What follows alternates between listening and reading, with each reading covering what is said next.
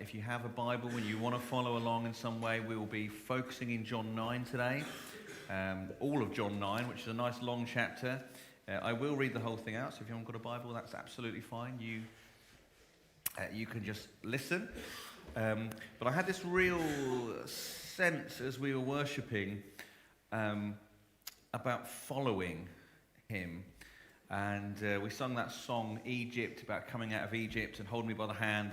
And there's that moment where the people, where Israel were on the move and how they were moving and following. And I had this real sense that, again, that God is calling us to be a people who follow, not just to be a people who sit. If you're British in this room, you're very good at sitting. We do that very well. Any Olympic sport we tend to be good at is ones where we can sit down. Cycling, rowing, you name it, anything we sit down we're good at. But God is calling the church to follow and to move and to keep moving forward with him. And so, in fact, the early church were not, I say it's becoming more and more clear to me as I read things, they weren't called Christians, they were called followers of the way. So Christian doesn't really appear in your Bible that often, but followers of the way does. And so we are called to be a people who follow. So much so that before I get into John 9 today, just before in John 9, when Jesus is at this Feast of Tabernacles, he's at this festival, you read this in John 8 verse 12, it says, when Jesus spoke again to the people, he said, I am the light of the world. Whoever follows me will never walk in darkness, but will have the light of life. So here we go again. And the reason I'm bringing this up, because I'm going to be talking a bit about light and darkness and things like that today, because the passage of John 9, it's still within the same time period of what's happening here. Jesus is still at this Feast of Tabernacles, and he's sort of picking up on this theme of light again. But once again, he's saying, whoever follows me will never walk in darkness. There's following and there's walking. There's a call to be a follower, to walk after him, not to be a sitter, and to sit there. And so I just want you to keep that in mind as we go through today. But here Jesus was at this feast, and more is coming out about him. We're discovering more about him. And here we read a story which is relatively well known, although you might get a bit confused because Jesus spends a lot of his time healing the blind. He does that quite a lot. He often gives sight to people who cannot see. So I'm just going to read the whole of John 9 out for us, and then we're going to very briefly look at it together and just see what God might be saying to us from this particular passage. So it says this in John 9. As he went along, so he's moving again, he saw a man blind from birth. His disciples asked him, Rabbi, who sinned, this man or his parents, that he was born blind? Neither this man nor his parents sinned, said Jesus. But this happened so that the works of God might be displayed in him. As long as it is day, we must do the works of him who sent me. Night is coming when no one can work. While I am in the world, I am the light of the world. After saying this, he spit on the ground, made some mud with the saliva, and put it on the man's eyes. Go, he told him, wash in the pool of Siloam. This word means sent. So the man went and washed and came home seeing. His neighbors and those who had formerly seen him begging asked, isn't this the same man who used to sit and beg? Some claimed that he was. Others said, no, he only looks like him. But he himself insisted, I am the man. How then were your eyes open, they asked. He replied, the man they call Jesus made some mud and put it on my eyes. He told me to go to Siloam and wash. So I went and washed, and then I could see. Where is this man, they asked him. I don't know, he said. They brought to the Pharisees the man who had been blind. Now the day on which Jesus had made the mud and opened the man's eyes was a Sabbath. Therefore the Pharisees also asked him how he received his sight.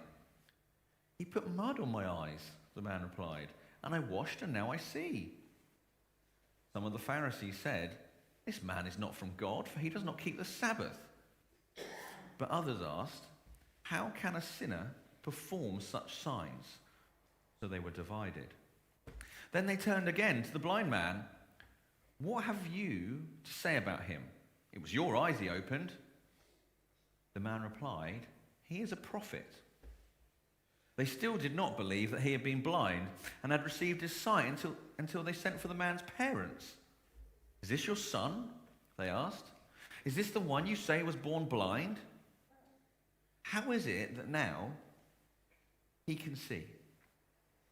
"We know he is our son," the parents answered, "and we know that he was born blind. But how he can see now, or who opened his eyes, we don't know. Ask him.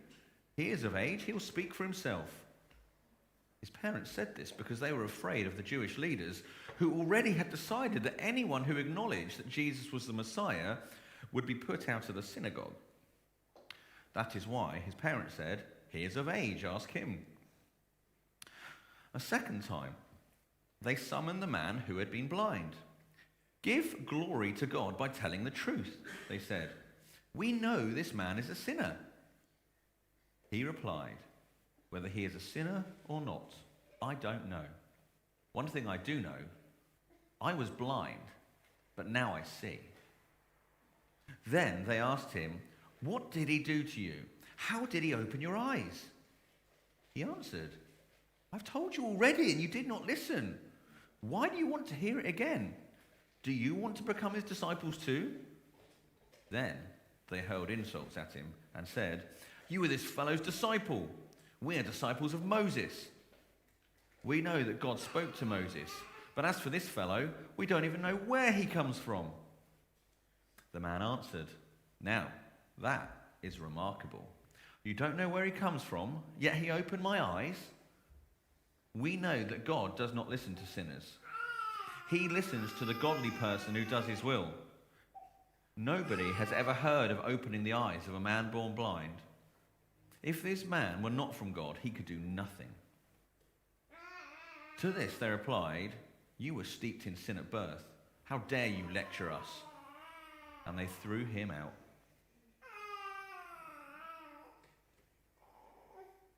Jesus heard that they had thrown him out. And when he found him, he said, "Do you believe in the Son of Man?"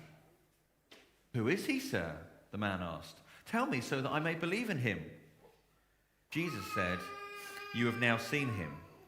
In fact, he is the one speaking with you." Then the man said, "Lord, I believe." And he worshipped him. Jesus said, "For judgment I have come into this world, so that the blind will see, and those who see will become blind." Some Pharisees who were with him heard him say this and asked, "What? Are we blind too?" Jesus said, "If you were blind, you would not be guilty of sin. But now that you claim you can see, your guilt remains." We have this story where there is all sorts going on in here. To the people of the time, they didn't see it. To us, looking at it now and looking at this story, we can see some of what is happening. But they couldn't see what was happening at the time. This is following on from one of those I am statements of Jesus, where he says, "I am the light of the world." He has made a statement about who he is, and he's now trying to put into practice and show the people exactly what he means by this and exactly what it looks like. And so Jesus is starting to explain something of his identity. Here he's saying that this physical miracle that you're witnessing, or that you have witnessed, points to something so much bigger than just the miracle itself. Whilst the miracle in itself is amazing, I'm going to use it to illustrate something spiritual. That there is a blindness, but I am one who can open blind eyes. You see, and so throughout this story we see a number of things. We see that Jesus heals physical blindness. He's found this man, and we've got to understand, we don't sometimes fully grasp it. You know, we think being blind sounds like a terrible thing, losing your sight. But in today's world, there are so many things that can help you even if you haven't got your sight. Back in this time with this man, not only was he blind, He would have had no support. He would have been literally out on the street on his own. He wouldn't have had it, he doesn't have an NHS looking after him. He probably doesn't have any kind of walk, one of the white sticks that often you see people who have lost their sight use to help them get around. He doesn't have anything like that. He doesn't have any of the medicines we have nowadays. They don't have anything to look after him, in a sense. He was a man who was literally living in darkness, in physical darkness. We sometimes take it for granted, I think, our sight. We sometimes don't realize what it is to be able to see. Even today, I love the fact that the light is shining. I was worshipping for a point, and as I had my eyes shut, you could almost still see the sunlight shining through. I think it's just amazing when light shines. But here was a man living in physical darkness. Here was a man living where he could not see. He couldn't see if danger was coming. He couldn't see if someone was coming to try and rob him, kill him, harm him. He couldn't see any of these things. This poor guy has been blind from birth, and that is all he has known. And what we see right at the beginning of this story is the disciples miss the point right from the word go when they say, who sinned, this man or his parents, who has been born blind? So instead of responding to this man with compassion, they start to look for a reason he has been born blind. And Jesus at that point saying, none of them. That's not the reason he's been born blind. And you've got to be careful sometimes. Our Bibles, you've got to remember as we read our Bibles, there was no such thing as full stops or any grammar in them when it was written. And so sometimes I think the Bible doesn't always translate it as well as it could do. So for instance, it says here in verse 3, neither this man or his parents sinned, said Jesus. But this happened so that the works of God might be displayed in him. Full stop. Which makes it sound like, did God make him blind so that he could heal him? However, that then asks us some big theological questions. Does God make us that way on purpose, or are we that way because sinners entered the world? However, that full stop was not there in the original Bible, so it might have read something like this. Neither this man nor his parents sinned, said Jesus. Full stop. That bit's done. No one sinned. New sentence, but this happened so that the works of God might be displayed in him. As long as it is day, we must do the works of him who sent me. Doesn't say it's nothing to do with him being born. It's just part of Jesus showing who he is. And so we've got to be careful sometimes, because what can happen is we can read parts of this out and people can sometimes think, well, what have I done wrong that I am like this? Maybe you've done nothing wrong. Maybe it's just that sin is in the world and that we're all born broken. And different people have different things that are wrong with them. No one has sinned in any specific way to have caused this to happen to them. So we need to be careful. We need to show compassion. But sometimes a full stop can make a huge difference. So Jesus responds that it's neither him or his parents' fault. And the actual reason was so that God's glory could be revealed. This man is now an opportunity for God to come and show who he is. I'm going to show up in power. I can show up in power and show you who I am. And the way that God's glory was revealed in this instant was that Jesus miraculously healed him. And by doing so, it shows what he's working out this, I am the light of the world. He is taking a man from physical darkness into physical light. He's helping us to see. He makes all these statements in John's Gospel, I am. And he shows us why, when he says them, what it means. I can take someone from physical darkness into physical light. I can heal them. And there's lots happening here that we sometimes miss. But it's showing that he is the light of the world. He shows his compassion. He shows his power over physical conditions. And he even hints at his place of being the creator. The fact that he uses mud and the fact that he uses the water to wash it off. It hints at creation and the very natural elements. Now, there's nothing magical in that. If you know someone blind and you spit on mud and put it on their eyes, that's not a formula for healing someone who is blind. It's a little bit gross, if I'm honest with you. You can try it if you want to, but it's not a guaranteed healing. But here we do it, and the reason I think Jesus did it is because there was something in the day where people believed there was some kind of magical property in spittle. And so I think he was showing that actually it's nothing magical, I'm just using it. And I can use it, and actually I'm the source of the power, not the spittle itself. It's me who is the light of the world. And so I think he was having a bit of a moment where he's saying, actually, I am the one that you come to. And ironically, he then goes into this pool of Siloam, which means sent. Now, Jesus is often referred to the one who was sent. And so another little wordplay in there in John's Gospel for you is the fact that who's healed him? Is it the water, the pool called sent, or the one who was sent from God? The source of the healing, once again, is Jesus, the one who was sent. And it's this little wordplay that we sometimes miss because we read our Bibles a little bit differently maybe to other parts of the world where they see some of these poetic and these words that are in there for you. So opening the eyes of blind people is a part of Jesus' ministry manifesto. It is. He does it a number of times. And he still has that power to heal people today.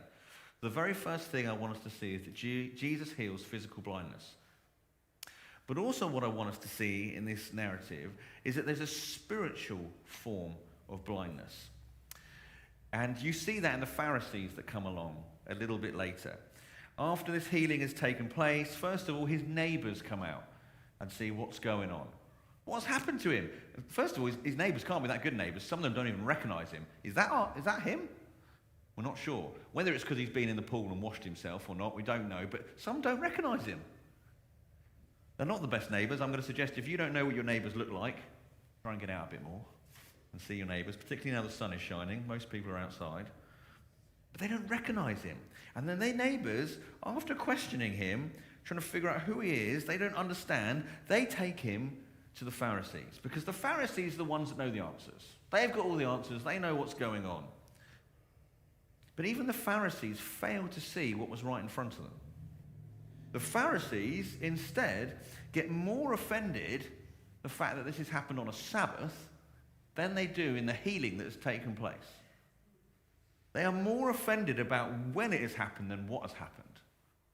They miss God altogether in this because they are so offended by their tradition of what they do. It can happen in the church today, can't it? We can sometimes be so offended by tradition that we miss God at work. You know, even the fact that I might have put communion in a different place in the service. For some people, oh my word, that is a stoning offence right there. But there's lots of things that come in. Oh dear, they sung songs today and they repeated verses and chorus numerous times. I'm going to tell Amy what I think of her at the end. By the way, it was great. I'm going to tell you what I think. Okay? But can you see sometimes our tradition comes in and we miss that God might be working in the midst of it because we're so caught up with, well, it's not meant to be that way, it should be this way. Don't miss God working because of how you think they should be because what's what you've always known. This is what happens to the Pharisees here. They're missing what's happening. How then were your eyes opened? They ask these questions and they can't get their heads around it. Who is this man? How can a sinner do this? They're not willing to see what's happened because it doesn't fit within their box of how things should happen. They're missing the work of God. But it can happen to all of us so easily. They failed to see what was right in front of them, that God's glory had been displayed through a healing miracle. You know, and it can happen today. What would happen if we prayed for healing, someone got healed? What's your first response? Well, how? Why? Tell me how. Or, let's worship God. What's your first response if something happens? Is it, give me the details? I want to see the doctor's note first. Send them off to the hospital right now, and after they've been there 6 hours and come back and told me, then I will believe them. What's your first response if something happens? Their first response here was, well, it doesn't fit in our narrative. One, he shouldn't be doing it on the Sabbath, and two, he's a sinner. Whoever he is, he cannot do this. What's your response? How would you respond? How would your heart respond? And this led them to gaslight the parents. Like, it can't really have happened, can it? He can't really have been healed, was he? Come on, tell me, he wasn't blind from birth, was he? Come on, it's not really the case, is it? Come on, just confirm for us. And you can see this happen. And it still happens in the church. That can't really happen. That can't have happened. But the fact is, here was a blind man who was blind, but now can see. Who was cast out because he wouldn't retract his story. And there's this spiritual form of blindness here. And so this is what John is getting at here. It's so much more than just a physical healing. There is a spiritual healing that needs to go on in some of these people. They may look like they know the law. They may follow it to the T. But the reality is they might be missing God altogether. Because they might not see him in what is happening. There's a spiritual form of blindness. But it's really interesting what happens is after we have this narrative, because at this point Jesus has disappeared, by the way. Jesus does the healing, then disappears. You have the neighbours, and then the neighbours take him to the Pharisees, and the Pharisees call in the parents, and you have all sorts of different things happening in this narrative. And then after that, Jesus then reappears from sort of verse 35 onwards. And Jesus heard that he'd thrown him out. I'd like to think he was just probably sitting outside the temple somewhere, just waiting for the moment to happen. Has he come out yet? He knows that he's going to get nowhere in there. Jesus heard they thrown him out, and when he found him, he said, "Do you believe in the Son of Man?" And so Jesus doesn't just want to say, "I'm going to heal you," and stop at that. Whilst that is amazing, he wants this man to actually see him for who he is. He wants to heal his heart. He wants to open his heart to who he is. He wants to open that spiritual blindness and give him sight in a way that he has never seen. And Jesus then reveals who he is, something of who he is. And the man there says, Jesus says to him, "You've now seen him. In fact, he's the one speaking to you." And this man here then doesn't question it. It's, "Lord, I believe." It's the polar opposite to what's happened with the Pharisees. This man is, "I believe. Lord, I believe." And he worshipped him. And Jesus, at that point, helps us to see what this is really about. That he is the one, that he is the light, that whilst miracles can occur, the real healing that most of us need is a spiritual healing. The response to Jesus is what is key. And this response to Jesus is what will show us whether we are followers of him or not. Because a passage like this leaves us asking questions that, such things, are we willing to receive the message that Jesus brings? Are we willing to have our eyes open to who he is? Because it's Jesus who can show us God and open our eyes to what we have not seen. You know, the world will tell you there's all sorts of other things that can open your eyes and show you things. And it still confuses me today, and it might have been Andy who said it the other week, but some of the things that people believe and they're willing to follow, and yet what Jesus is doing sometimes is probably less weird than what some of the things that people in the world follow, and yet they still follow them.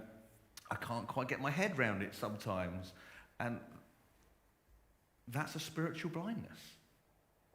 They're not willing to accept Jesus for who he is.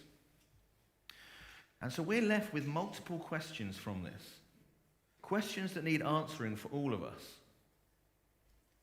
The first thing is, what do we do with a healing?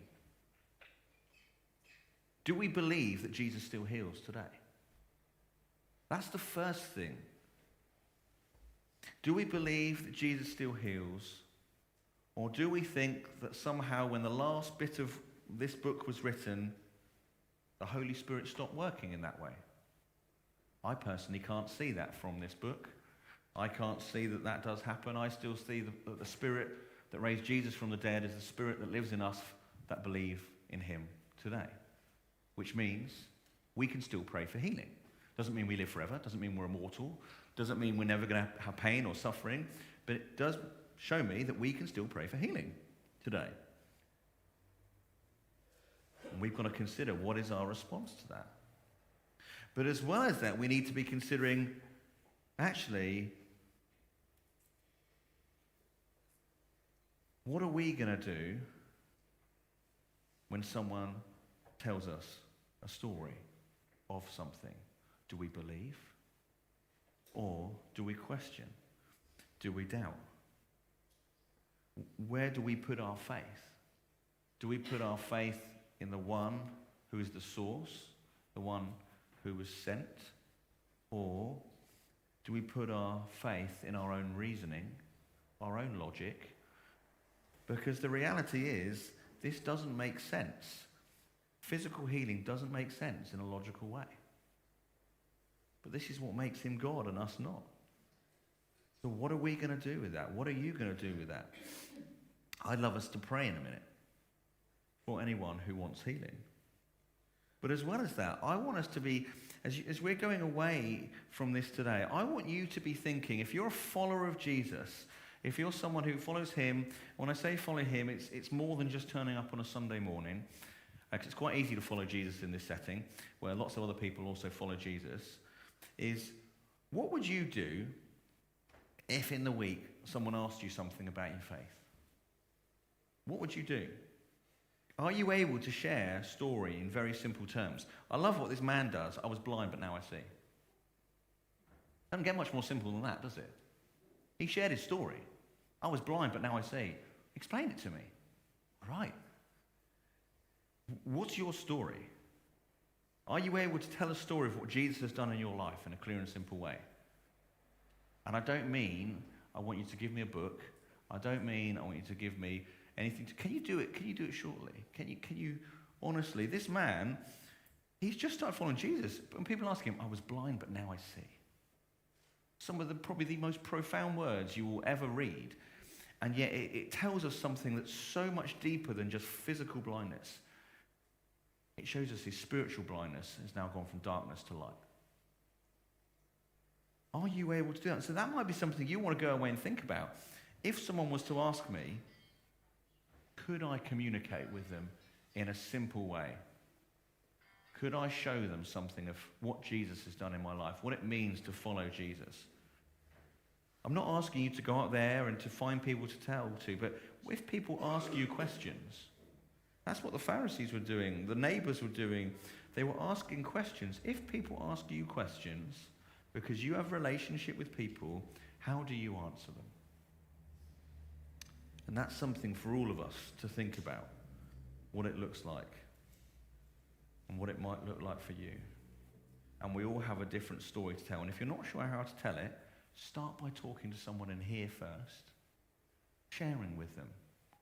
Maybe when you started following Jesus, what that looked like to you, what difference it made. And then once you start talking about it with someone in a room like this, then figuring out, how can I put that in a way where someone who maybe doesn't yet follow Jesus, it opens up conversations rather than shuts them down.